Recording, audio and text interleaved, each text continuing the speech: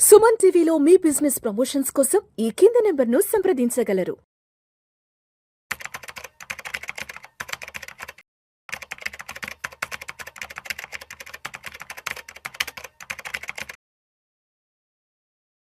చక్రధర్ గారు నమస్తే సార్. నమస్తేనండి. చక్రధర్ గారు రీసెంట్‌గా ఒకరిద్దరు ఫ్రెండ్స్ నాకు కాల్ చేశారు. విష్ణు మా మ్యూచువల్ ఫండ్ ఇన్వెస్ట్‌మెంట్ ఒక 10,00,000 ఉందని ఒకరు కాల్ చేశారు. ఇంకొకరేమో 14,00,000 ఉంది. అంటే మేము ఆల్మోస్ట్ ఒక 10 ఇయర్స్ నుంచి వరకు ఏదో చిన్న చిన్న ఇన్వెస్ట్‌మెంట్ ఒక 2,000, 3,000తో స్టార్ట్ చేసాం. ఇప్పుడు ఒక 10,00,000 రీచ్ అయ్యాం. ఇంకొకరేమో 14,00,000 ఎంతో రీచ్ అయ్యారు. సో మేము దీని మీద లోన్ తీసుకుందాం అనుకున్నాం. అంటే లోన్ అగైనెస్ట్ మ్యూచువల్ ఫండ్స్. ఏంటి అసలు మనకున్నటువంటి మ్యూచువల్ ఫండ్ ఇన్వెస్ట్మెంట్ మీద నుంచి మనం లోన్ తీసుకోవచ్చా? తీసుకుంటే ఎంత వడ్డీ విధిస్తారు ఏంటి? తీసుకోవడం వల్ల ఉన్న లాభ నష్టాలు ఏంటి? ఒకసారి ఎవరు నన్ను అడిగి కొంచెం డీటెయిల్డ్‌గా అడిగి కనుక ఎవరైనా వెల్త్ మేనేజర్ నీ దగ్గర ఉంటే అడిగారు కాబట్టి. సో ఏంటి అసలు మన దగ్గర ఉన్న మ్యూచువల్ ఫండ్ అమౌంట్‌లో నుంచి మనం లోన్ తీసుకోవాలంటే ఇక్కడ ఉన్న ప్రోస్ అండ్ కాన్స్ ఏంటి? ఇది ఈ మధ్య మాకు బాగా కాల్స్ వస్తున్నాయండి. ఈవెన్ ఎస్ఎఫ్ మీద తీసుకోవచ్చా అని అడుగుతున్నారు. ఏఎఫ్ మీద లోన్ తీసుకోవచ్చా అని అడుగుతున్నారు. అలాగే మ్యూచువల్ ఫండ్స్ మీద లోన్ తీసుకోవచ్చా అని అడుగుతున్నారు. పిఎంఎస్ మీద కూడా లోన్ తీసుకోవచ్చా అని అడుగుతున్నారండి. పిఎంఎస్ మీద ఎటువంటి పరిస్థితుల్లో లోన్ అయితే రాదండి. రాదు. ఇంకా ఎస్ఐఎఫ్, మ్యూచువల్ ఫండ్స్, ఏఎఫ్ మీద అయితే మనం లోన్ తీసుకోవచ్చు. అంటే ఇప్పుడు పిఎంఎస్ పెద్ద టికెట్ అయినా 50,00,000 టికెట్ అయినా కూడా దాని మీద ఇవ్వరండి. ఎందుకంటే అవన్నీ స్టాక్స్ అన్ని కూడా పూల్ అమౌంట్ కాదు అది. పూల్ స్టాక్స్ వాళ్ళ మీద రిజిస్టర్ అయి ఉంటాయి, ఓనర్‌షిప్ మీద రిజిస్టర్ అయి ఉంటాయి. పైగా ఏంటంటే చర్నింగ్ చేయాలి. ఆ స్టాక్స్‌ని అలాగే ఉంచుకోకూడదు వీళ్ళు. ఇవాళ ఒక స్టాక్ నమ్మాలి. ఇప్పుడు చూడండి లోన్ ఎందుకు ఇస్తున్నారంటే మన దగ్గర ఉన్న వాల్యూ ఆఫ్ స్టాక్స్ కానివ్వండి, వాల్యూ ఆఫ్ మ్యూచువల్ ఫండ్స్ కానివ్వండి, వాటిని కొలెటరల్‌గా తీసుకుంటున్నారు. అంటే వాటిని తాకట్టు పెట్టుకుంటున్నారు. ఎప్పుడైతే కనుక వాటిని తాకట్టు పెట్టుకున్నారో వాళ్ళు అవి ఫ్రీజ్ అయిపోతాయి అన్నమాట. ఇప్పుడు మీకు వాస్తవంగా జరిగిన ఇన్సిడెంట్ చెప్తానండి. ఒకతనికి 50,00,000 దాకా పోర్ట్ఫోలియో ఉంది మ్యూచువల్ ఫండ్స్‌లో 50,00,000 దాకా.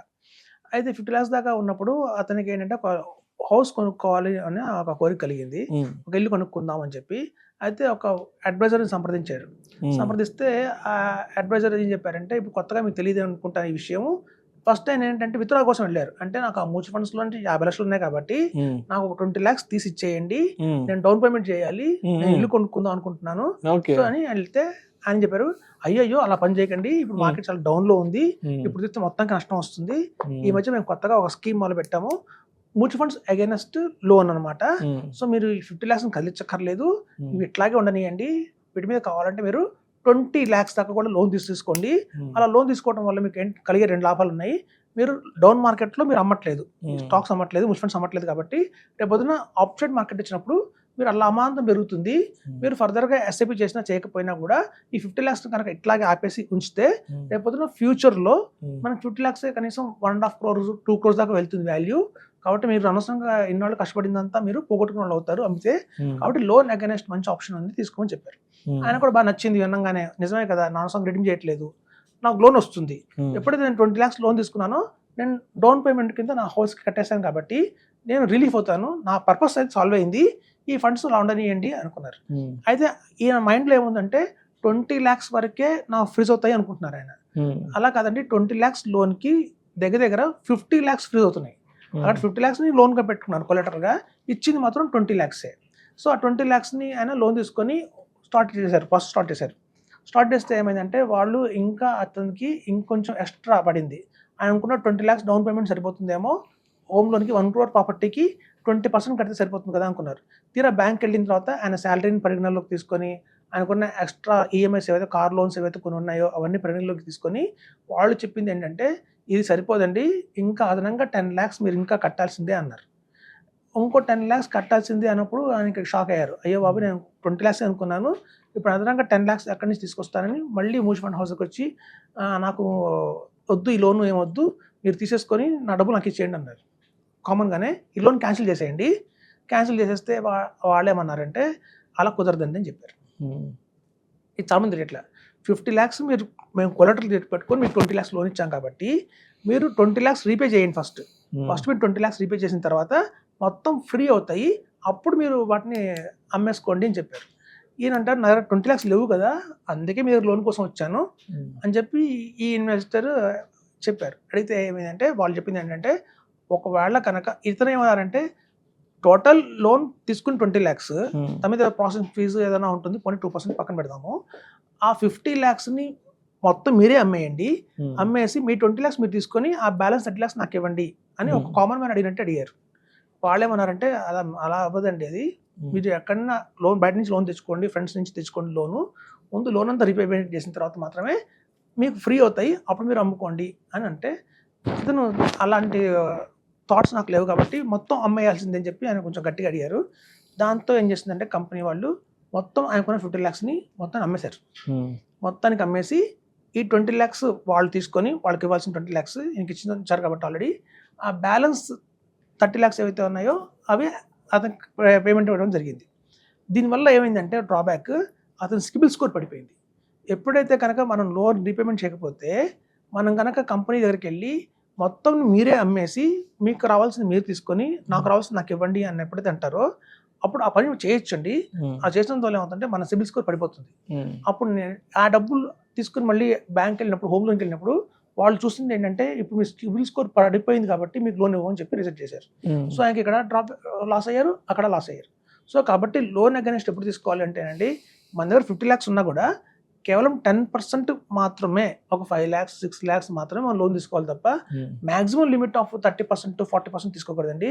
అలా తీసుకుంటే మాత్రం మళ్ళీ వాడు మనమే రీపే చేయాలి దాన్ని. సో రీపేమెంట్ కూడా 10.5% ఉంది బయట rate of interest. Home loan 8.5% ఉంటుంది. కావాలంటే టాప్అప్ లోన్ తీసుకోవచ్చు హోమ్ లోన్స్ మీద. సో కాబట్టి ఇది అంత ఈజీగా అనుకున్నంత ఈజీగా లేదండి. బయట మార్కెట్లో చాలా స్ట్రగుల్ అవుతున్నారు. ఒక 2 minutes లోన్ ఇస్తామంటారు.